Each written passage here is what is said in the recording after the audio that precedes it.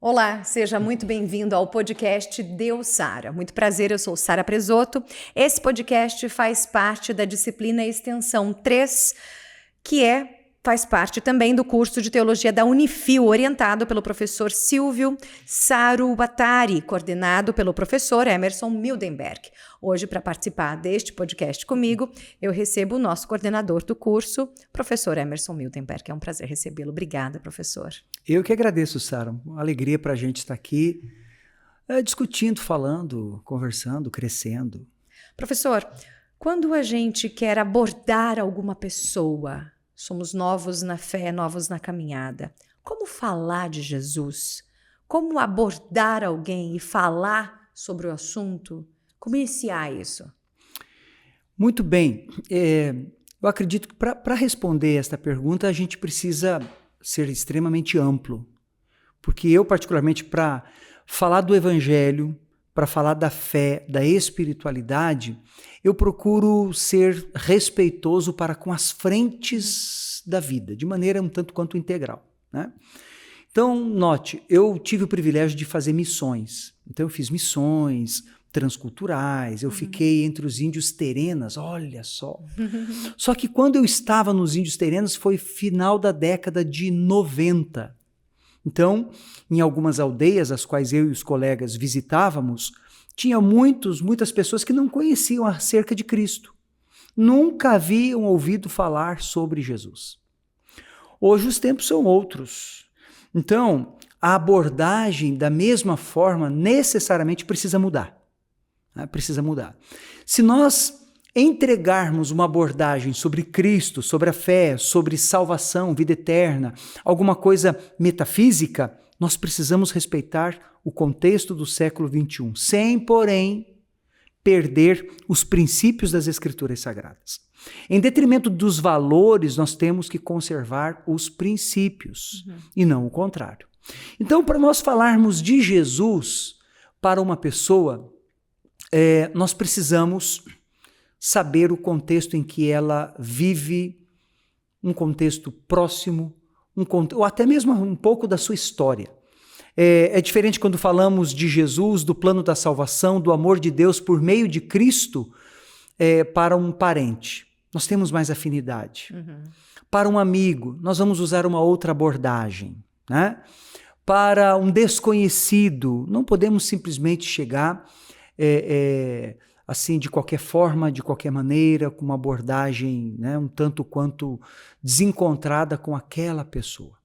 Então, para falar de Jesus hoje, de acordo até mesmo com a teologia reformada, nós temos que entender um pouco da pessoa e saber um pouco do Evangelho, do propósito do Senhor, do propósito de Deus. Sabemos, entendemos que todos pecamos, fomos destituídos da glória de Deus, da graça do Senhor, e que Jesus é nosso mediador. Sendo Jesus nosso mediador, sendo o Logos divino, o Verbo de Deus encarnado, se entregando na cruz do Calvário, certo? Não é simplesmente nós falarmos do Senhor Jesus, do amor de Deus, insisto, do propósito de Deus para com cada ser humano, de qualquer forma. Nós desvalorizamos aquilo que é nobre. Então, fazer a pessoa entender que ela carece do Senhor, que ela precisa investir tempo, absorver sobre a sua salvação, se, entre aspas, preocupar com o seu futuro nesse sentido, eu creio que o receptor, neste caso a pessoa a qual abordamos, ela pode entender melhor a mensagem da salvação, o evangelho da graça, o amor de Deus, como viver Cristo no coração, nas suas decisões, no dia a dia. E eu acredito que dessa maneira valorizamos e muito a bela mensagem do evangelho. A mensagem é a mesma, mas a forma de abordar e de alcançar é diferente. Se a gente usar como exemplo, né, como que eram os carros há 20 anos atrás. Eles tinham a tecnologia um tanto quanto limitada, né? Todos os carros de 20 anos atrás tinham airbags. Hoje mudou. Então tudo muda. Muda a tecnologia, mudam os dispositivos. Se nós observarmos, por exemplo, o acesso que temos às redes. A rede é 2G, 3G, 4G, tudo muda. A nossa fala também precisa mudar. Como que eu falo de Jesus numa megatrópole? Os camaradas vão e voltam de um lado para o outro, eles perdem, né, muito tempo no deslocamento de casa até o trabalho. Então, é uma pessoa que está com a mentalidade, a sua mente está totalmente acelerada, são várias responsabilidades, o camarada já está fazendo planos para aquilo que vai chegar. Talvez ele tenha um futebol com os amigos, talvez ele tenha um culto, ele vá na missa, talvez ele precise, né, gastar um tempo ali com o pessoal da família. Então, se você simplesmente chegar e dizer, Jesus te ama, é algo meio vago. Uhum. Não, eu sei que Jesus me ama. Eu tenho mensagens dessa no Buzzdoor, Outdoor, né, nas redes sociais, no YouTube. Hoje em dia, eu trabalhava muito com panfletos. Eu com os colegas, a gente trabalhava com as 4 leis espirituais. Imagina. Hoje, as 4 leis espirituais, talvez muitas pessoas que estão nos vendo, nos assistindo aí, eles vão dizer, eu não sei o que é, mas ela foi um livretinho de evangelização extremamente eficaz, que nós missionários, éramos treinados para apresentar o plano da salvação para o ouvinte, que assim aceitasse nos ouvir nas praças públicas e tudo mais, nos grandes centros, São Paulo, BH, Rio de Janeiro, enfim.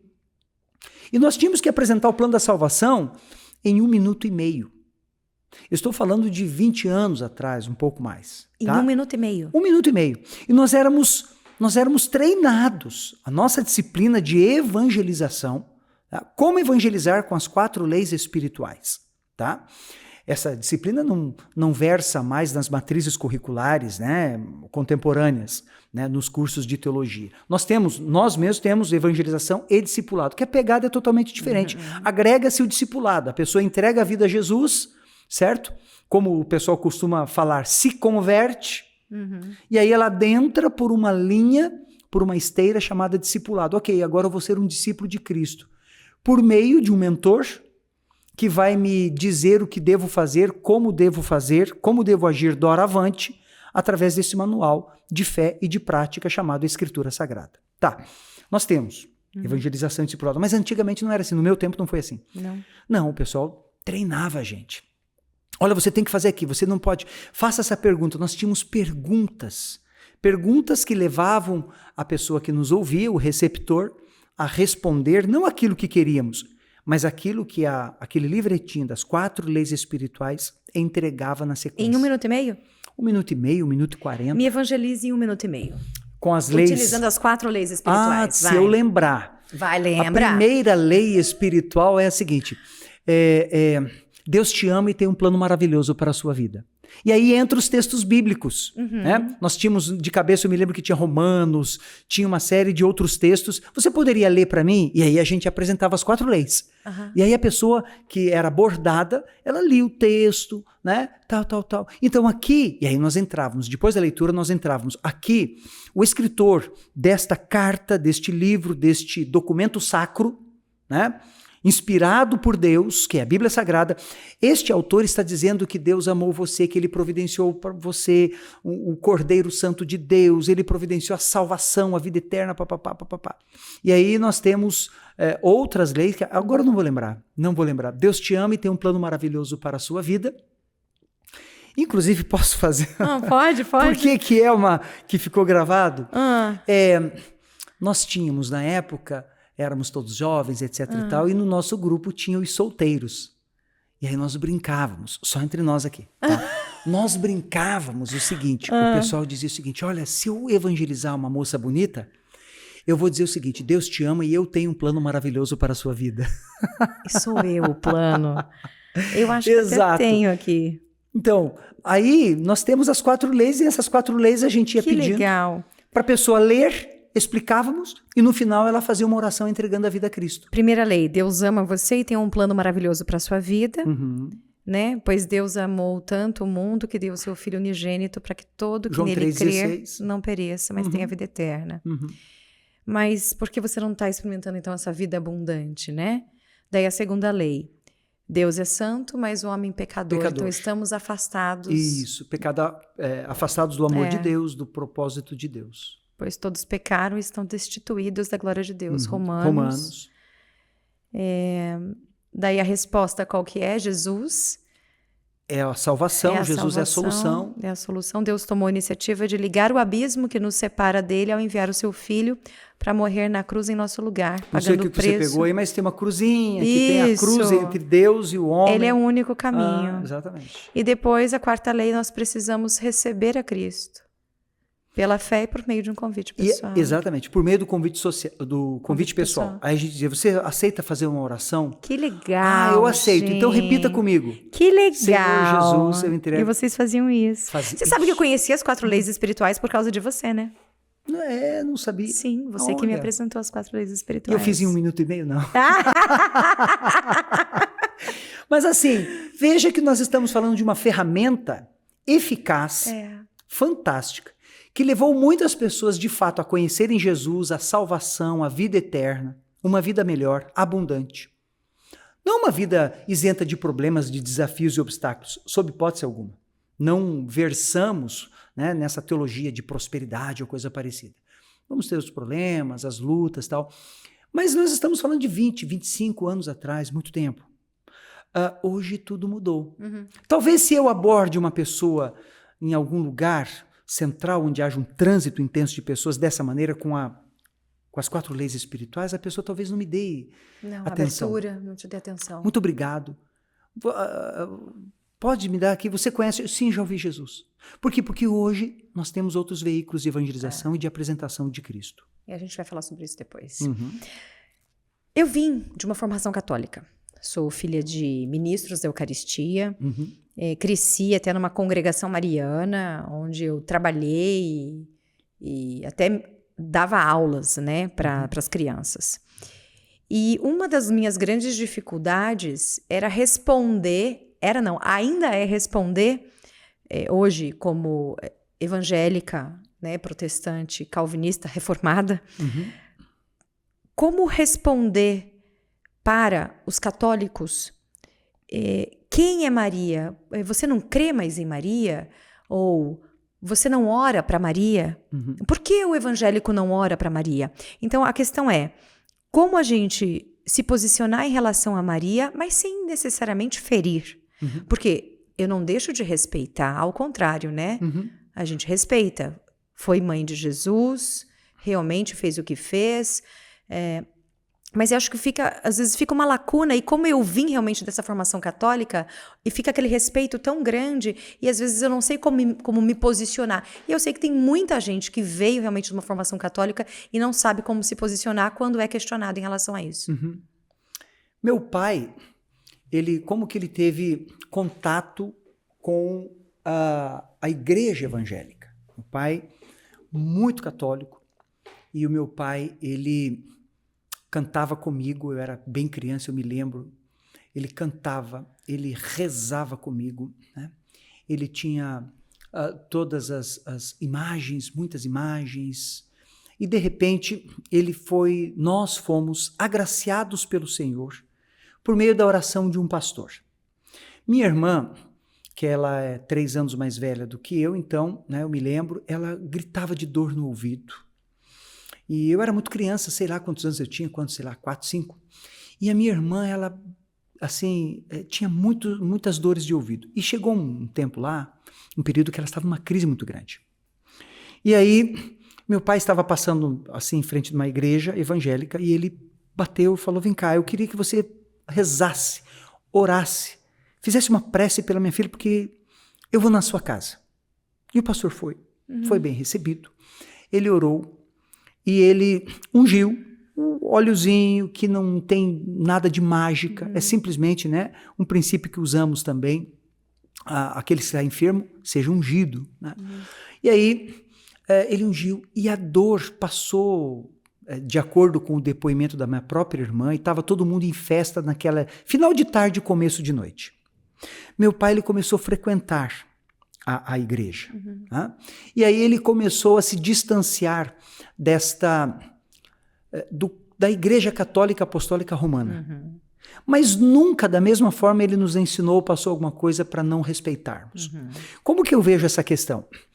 A minha leitura é uma leitura um tanto quanto contemporânea.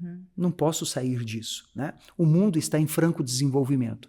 Então, Maria, a Bíblia Sagrada, o texto inspirado pelo Espírito Santo de Deus, Lucas, o evangelista Lucas, ele diz o seguinte, relatando o encontro de Maria com Jesus, né? Com o anjo. O anjo chega para Maria e diz assim, agraciada. Esse texto foi inspirado pelo Espírito Santo? Foi. As Escrituras Sagradas, senão nós vamos conflitar com a inerrância das Escrituras Sagradas, né? Que é um princípio, inclusive, da Reforma Protestante. Então a Maria, ela é uma mulher agraciada pelo Senhor, foi agraciada pelo Senhor. Entretanto, às vezes por não conhecer a história, às vezes por não conhecer nem tampouco o texto bíblico, muitas pessoas reprovam sem conhecer a fundo e aí acabam ofendendo. A diferença que temos é que na nossa liturgia, na liturgia que temos em alguns hábitos de oração, hábitos, né, de devocional, nós não incluímos Maria, mãe de Jesus. É uma questão de liturgia, é uma questão de serviço, né? O serviço, ele é muito usado de uma maneira mais antiga, inclusive para o culto. Culto é um serviço, né? Então, o nosso serviço a Deus, a celebração que nós oferecemos ao Senhor Jesus durante a semana, nos lares, na igreja, no templo, não acolhe a Maria a partir desta perspectiva, mãe de Jesus. Mas que ela foi agraciada, foi extremamente agraciada.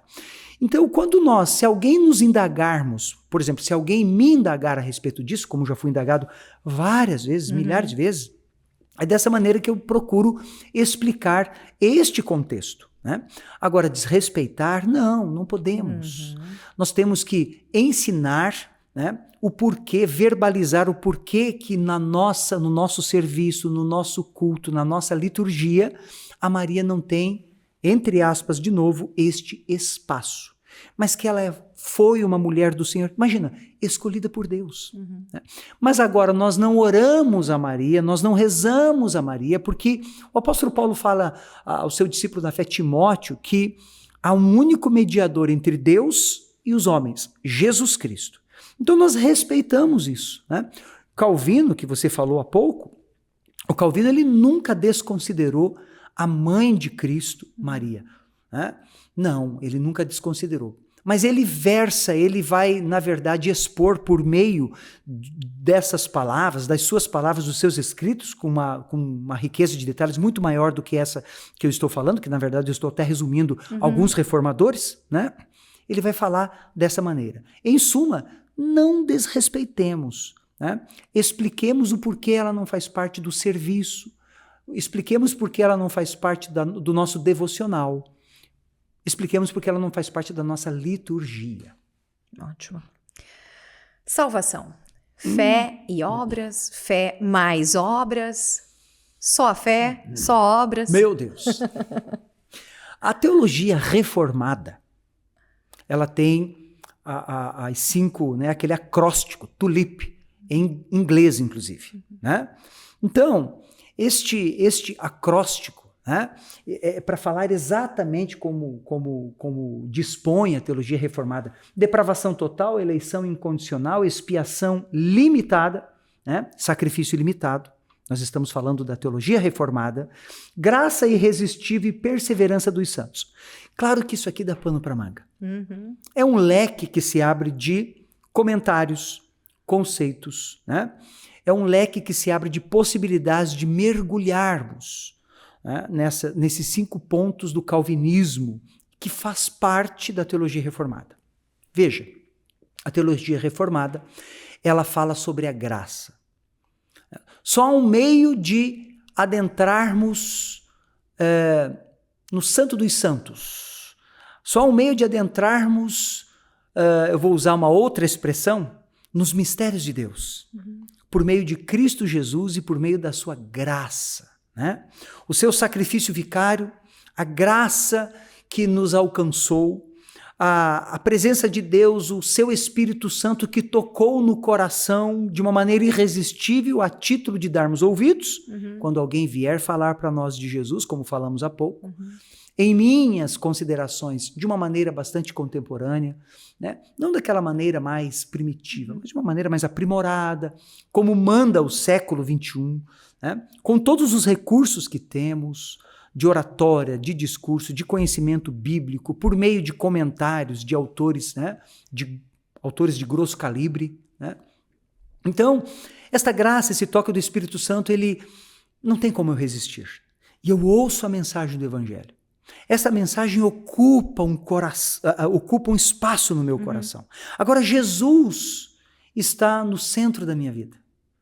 Agora eu dou o meu coração, entrego a minha vida nas mãos do Logos Divino, do Verbo de Deus, de Cristo Jesus, cujo qual se entregou por mim na cruz. Ok, então esta salvação é mérito totalmente do Pai.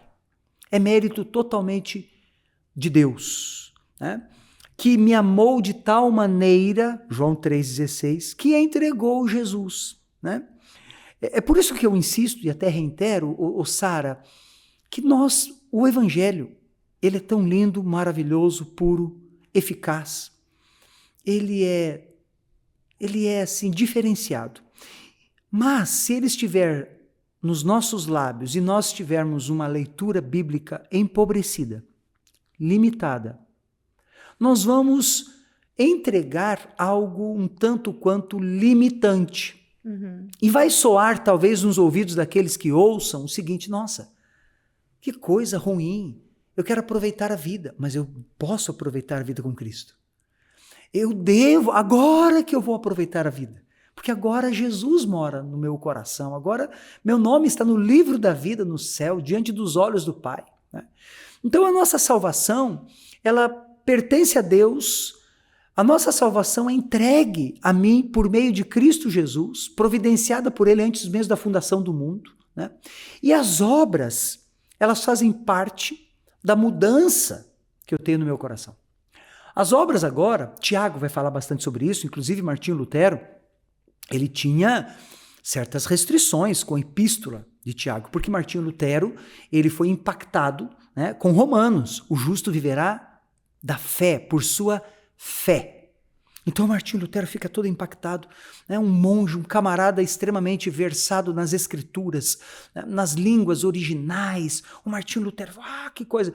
E de repente ele olha para aquilo ali e dá até um asco. Não! E o Martinho Lutero tinha muitos problemas seríssimos com a epístola de Tiago. Porque Tiago vai dizer, em outras palavras, né?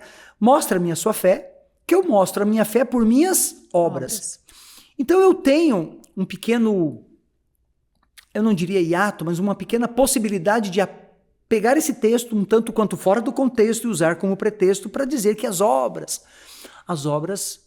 de acordo com a teologia reformada, é fruto, é resultado da minha salvação, cuja qual veio do Pai por meio de Cristo Jesus, de seu sacrifício. Então, porque eu pertenço a Cristo, eu faço boas obras. Eu não vivo mais para mim, eu vivo para o outro, para o próximo. Um novo mandamento vos dou, que vos ameis uns aos outros, assim como eu vos amei. Então, este mandamento precisa estar latente no meu coração, bem como na minha mente, para que eu possa traduzir isto no meu dia a dia, fazendo boas obras, lembrando os passos de Jesus, as palavras de Jesus e sendo literalmente seu discípulo. Nós vivemos um mundo completamente individualista, extremamente, exacerbadamente individualista. Como falar de perdão neste mundo? Jesus diz que a gente tem que perdoar 70 vezes 7. Como falar disso exatamente neste mundo? Eu estou arrancando o papelzinho aqui para fazer uma pequena ilustração de como eu entendo perdão por meio da proposta de Jesus. Do que Jesus nos ensina. O perdão, e agora eu vou ser um tanto quanto antiquado ou antigo. E meu papelzinho caiu. Eu vou ser um pouco antigo. Tá? Eu vou usar a expressão mundo. Ok. Né? Nós crescemos na igreja, porque o mundo lá fora Como se nós não fizéssemos parte do mundo do ponto de vista social. Eu faço parte do mundo do ponto de vista social. Eu não faço parte do mundo, eu vou na contramão do mundo do ponto de vista da fé, certo? Eu estou aqui de passagem pelo mundo, eu sou um peregrino, né? Segundo muitos textos bíblicos, muitas palavras devocionais, artigos, uma série de fatores, né? Mas como que eu vejo o que Jesus quis dizer com o perdão? Ok. Tem uma outra ilustração aqui fantástica, tal, mas até é muito prolongada, eu não posso sequer adentrar nela. O perdão do mundo é o seguinte, é como se você fizesse algo para mim. Você fez para mim, você me prejudicou, uma série de coisas, certo? Meu Deus, eu tô maluco, tô bravo contigo. E aí, aquilo que você me fez está em mim e comigo. Aí alguém que nós conhecemos, eu me encontro com essa pessoa. Camarada, Mildenberg, tal, não sei o quê. Rapaz, eu fiquei sabendo que a Sara... Verdade. Não, mas tá tudo bem, eu perdoei ela. Onde é que você está? Você ainda está comigo. Eu falo de um perdão da boca para fora. Isto vai me corroendo, isto vai me causando mal, isto vai, percebe? Me destruindo. Eu não posso sequer ouvir falar o seu nome, que eu fico maluco. Eu me lembro do mal que você me fez. Ok. Quando Jesus propõe o perdão, e o perdão que Jesus nos mostra e nos entrega por meio do seu sacrifício vicário é soltar. O perdão que Jesus propõe, ele solta. Ele solta. E este soltar, ele tem tudo a ver com algo que o próprio Jesus disse aos seus discípulos e também à multidão que cercava naquele momento, naquele ambiente. Nós vemos isso nos evangelhos. Olha, você quer me seguir? Estou parafraseando. Negue-se a si mesmo. Esse é o maior gigante que nós temos. O maior gigante. Inclusive, existe pelo menos as 3 grandes religiões do mundo. Cristianismo, islamismo e budismo. Tem 3 grandes expoentes, né? Siddhartha Gautama, o Buda, né? Maomé, bem como Jesus, né? No cristianismo. Nós sabemos por meio da história que estes grandes idealizadores, no nosso caso eu estou falando idealizadores simplesmente, né, por incluir Maomé e Siddhartha Gautama, mas esses 3 grandes líderes religiosos, eles passaram pelo deserto. E conta a história que Siddhartha Gautama, o Buda, ele havia enfrentado muitos gigantes no seu processo de iluminação. Processo. Para nós, é o processo de santificação. Né? A vereda do justo é como a luz da aurora, que vai brilhando mais e mais até ser dia perfeito, diz o salmista. Então, eu estou num processo de santificação. Quem me auxilia? O Espírito Santo de Deus. Né? Pecado da minha vida, depois que eu entreguei a vida a Jesus, agora é acidental. Eu não posso ser individualista. Eu não posso ser egoísta. Né? Mas eu desconheço essa coisa do perdão. Perdão, muitas vezes eu adoto aquilo que, e reitero, o mundo adotou. Deixa para lá. Mas eu estou com você aqui, eu não liberei você. Isso me prejudica muito mais a mim do que a você. Né? Então dizem que o Siddhartha Gautama estava enfrentando todo esse processo, e aí ele olha muito cansado, estou parafraseando, né, obviamente, ele olha muito cansado e tem o último gigante que ele precisa enfrentar. E é o maior de todos. E ele vai caminhando ao encontro desse grande gigante. Ele vai caminhando e de repente ele olha e esse grande gigante quem é? Ele mesmo. Há anos atrás, quando eu tive contato por meio de um texto, né, sobre esta história, logo me veio à mente, o gatilho da minha memória me trouxe exatamente a proposta de Jesus. Negue-se a si mesmo. Negar a mim mesmo é o meu maior gigante. Eu tenho que dizer não a mim, aos meus desejos desenfreados, à minha própria vontade. Immanuel Kant, grande filósofo, que também era teólogo, ele dizia que ninguém é livre. Se o camarada é livre para fazer o que ele quer, ele é escravo das suas próprias vontades. Então nós temos que entender que alguém pisou no meu calo, alguém me fez mal, eu tenho que ter essa maturidade e dizer, Senhor, o Senhor também foi ofendido, o Senhor também passou por tantos momentos de angústia, o Senhor também foi tão injustiçado, mas o Senhor abriu mão, abençoou. É assim que... E isto conflita muito com o nosso eu, conflita muito com o nosso... Né, com o gigante que temos dentro de nós. Então, o perdão é largar, é soltar. Né? A oração do Pai Nosso fala sobre isso. E quantas vezes fazemos a oração do Pai Nosso? Só da boca para fora. No automático. Pai Nosso que estás no céu, santificado seja o teu nome, venha a nós o teu reino, seja feita a tua vontade, assim na terra... Perdoai as nossas ofensas ou dívidas, assim como nós perdoamos. Que nos tem ofendido. Perdoamos às nada. vezes o camarada... ele tá com um montão de gente que ele precisa perdoar, não perdoa e tem a cara de pau de dizer, pá, eu perdoo. Não. Então, o perdão que Jesus propõe, grosso modo, abandone, largue, solte, deixe ir. Para a gente encerrar, última pergunta. Estamos vivendo o pós-humanismo, podemos dizer assim? Nesse mundo de hoje, você que já foi missionário, que entregou panfletinho, que abordava as pessoas na rua, hoje nós temos um grande veículo que são as redes sociais, a internet. O que a gente pode avaliar, como a gente pode avaliar o papel dessas mídias sociais para a propagação e a prática da fé? Que valor que tem? Quanto tempo nós temos? 2 horas pela frente? Assim, eu tenho formação também em filosofia, né? Sou licenciado em filosofia. Tenho formação também em sociologia. Então, insisto, a gente não pode isolar determinados conceitos, determinadas leituras, entendimentos do que fazemos, né? Isolar de uma maneira única, colocar em relevo e desconsiderar as outras coisas. Não podemos. Né? Veja, quando você fala, e eu tive esse privilégio de fazer missões, eu me lembro, no Viaduto do Chá, em São Paulo, quando o Viaduto do Chá, possivelmente deve ter isso em domínio público, né? Pelo Google a gente deve conseguir, quando no Viaduto do Chá era de ponta a ponta, muitas pessoas que colocavam mesas e cadeiras ali para fazer búzios, tarô, leitura de mãos, etc. e tal, em frente à Prefeitura de São Paulo. E eu e meus colegas, nós fomos fazer a apresentação de Cristo, falar da fé para estas pessoas. Né? Algumas vezes. República, Centro Histórico de São Paulo, na época o pessoal cheirava cola, muita cola, e cheirava cocaína, né? Fumava maconha, crack estava chegando, né? Estava chegando para esse tipo de consumo, infelizmente. Para você ver que hoje nós temos aí, mudou totalmente, né? São poucos os que fazem uso desse tipo de droga, né? Agora existem tantas outras drogas sintéticas e tudo mais, as quais o pessoal acaba fazendo uso. Tudo isto mudou.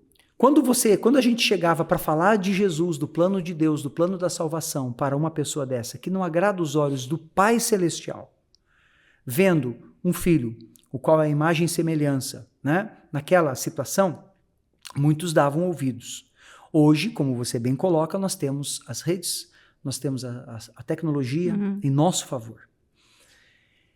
Mas, o que eu apresento nas minhas redes sociais a respeito da fé, a respeito da espiritualidade, a respeito do meu manual de prática?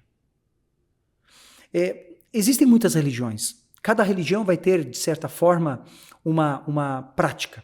Jesus não é uma religião. Jesus é o nosso Senhor, é o nosso Deus, aquele que nos liberta.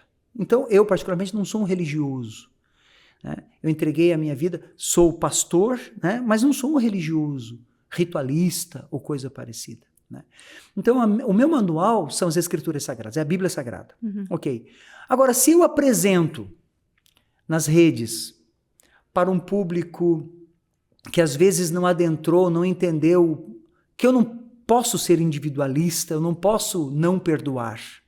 Porque este Jesus que se entregou na cruz por mim, que pagou o preço altíssimo por mim, ele me perdoou, e eu digo que sou discípulo dele, por que eu não posso perdoar a pessoa? Por mais grosseria que ela me fez ou ofensas que me causou, certo? Prejuízos que me causou. Então, eu vejo que pode, neste momento, nós vivemos uma crise de baratear a mensagem do Evangelho e Cristo Jesus. Nós barateamos. Às vezes eu consigo, pelo menos a leitura que tenho, que faço, que nós, tantas pessoas, acabam brigando porque o outro não concorda com aquilo que eu acredito. E aí eles querem me ensinar. Você já parou para pensar, já parou para perceber que hoje todo mundo sabe tudo? Todo mundo sabe tudo. Então o camarada, ele teve uma experiência mística, ele teve uma experiência emocional. Ele teve uma experiência emocional. Não sei por que você está fazendo caras e bocas, mas... Só estou concordando aqui. Ele teve uma experiência emocional, ele estava, sei lá, numa reunião de oração, ele estava lá numa vigília. De repente alguma coisa aconteceu para aquela finalidade. O Senhor quis mostrar alguma coisa para ele. Agora ele toma isso, a gente discute muito isso em ciência da religião, e adota isso como um ritual, uma doutrina, e começa a espalhar para outros. Agora nós vamos fazer o culto tal, a campanha X, a campanha Y, a partir da experiência que ele teve. Tem base. Qual é a coluna de sustentação? Eu gosto muito de Coríntios, o apóstolo Paulo, né, falando para os cristãos da igreja de Corinto, nas minhas palavras, ele diz, olha, eu como sábio arquiteto lancei o fundamento, mas olha como vocês vão construir. E na sequência, no desenrolar do documento de Coríntios, Paulo vai deixar de maneira implícita, até mesmo explícita em muitos versos, que se construir alguma coisa fraca no fundamento forte que ele, Paulo, estipulou, estabeleceu, a construção sobre esse fundamento quebra. E às vezes nós, não, Jesus é maravilhoso, é lindo, e fazemos e uma série de coisas e de repente lançamos isso. Eu gostei dessa mensagem. E esta mensagem às vezes não vai causar um impacto necessário. Né? Jesus, quando ele cura, em João 5, quando ele cura aquele enfermo no tanque de Betesda, ele entra por uma outra porta, ele não entra pela porta principal, ele entra pela porta dos fundos, para ficar fácil da gente entender. Ele vai direto naquele homem. Jesus faz, você quer andar? Eu quero, mas não tem ninguém que me lance no tanque quando as águas são agitadas. E tem toda uma mitologia por trás, né? O deus Esculápio, toda essa história. Aí Jesus diz o seguinte, pois bem, então toma o teu leito, põe-te em pé, levante-se, ande. No outro momento, quando alguém diz, Jesus, vou caminhar contigo, o Senhor me fez bem, nas minhas palavras, Jesus falou, não, volta aos teus. E diga o quão bom foi Deus para com a sua vida. Então nós temos que saber até que ponto a mensagem que eu apregoo, que eu distribuo, que eu publico, que eu uso por meio das ferramentas e redes sociais e etc e tal, é uma mensagem que tem fundamento. Qual o objetivo do meu coração em fazer isso? De fato é falar do amor do Senhor, de Cristo Jesus para as pessoas? Ou é simplesmente ser mais um no meio da multidão? Perfeito. Perguntas a gente tem várias, assunto a gente tem demais. E na verdade eu tenho até aqui, inclusive, o seu currículo para poder falar, mas nem dá para eu falar de tanta coisa que tem. Mas isso aí, isso não precisa, isso é professor, secundário, mestre, doutor, secundário, até psicanálise. Secundário. Obrigada, professor. É um prazer recebê-lo aqui. Obrigada por esclarecer, tirar as nossas dúvidas. Tenho várias outras dúvidas que nós tiraremos na próxima disciplina de extensão A4, pode ser? Pode, claro, vamos fazer. Eu estou aqui para servir não só você, ao nosso curso. Obrigada. A disciplina, ao próximo. Cara, que coisa maravilhosa é servir o próximo. Você percebe? A gente ganha o dia. Você cumprimentar alguém, você falar alguém do amor de Deus. E às vezes isso está tão próximo de nós e somos tão egoístas. Somos tão escravos da agenda. E a gente deixa de fazer isso. Às vezes as pequenas ações, né? Um sorriso, um bom dia, uma boa tarde, fazem tanta diferença. Muita. Só para encerrar isso, enquanto estou me lembrando, eu creio que vale a pena. Uma senhora uma vez, sofrida, na igreja que eu pastoreio, e ela falou, Reverendo, eu quero... Isso 5 anos depois que ela frequentava a igreja. Na mesma igreja. Reverendo, eu quero te falar uma coisa. Sabe o que mudou a minha vida? Não, o que mudou a minha vida foi as suas brincadeiras. Quando você diz, me dá um abraço, porque senão eu não vou passar bem essa semana. Você, reverendo, disse ela, levantou minha autoestima. Caraca, meu, o que mais você quer? Percebe? Então, quando você diz, vamos falar o que eu posso servir você, o que eu posso servir sua família, o que eu posso servir os nossos estudantes, o que eu posso servir as pessoas, o que eu posso servir? Eu quero que você faça isso. Eu quero fazer isso, então. Porque isso dá significado para a minha vida e ministério. Obrigada, professor. Obrigada. Deus abençoe você, Sara. Deus abençoe. Sucesso. Esse foi o nosso podcast Deus Sara, que faz parte da nossa disciplina de extensão 3 do curso de Teologia da Unifil. Até o podcast Deus Sara da disciplina de extensão 4. Até a próxima. Tchau, tchau.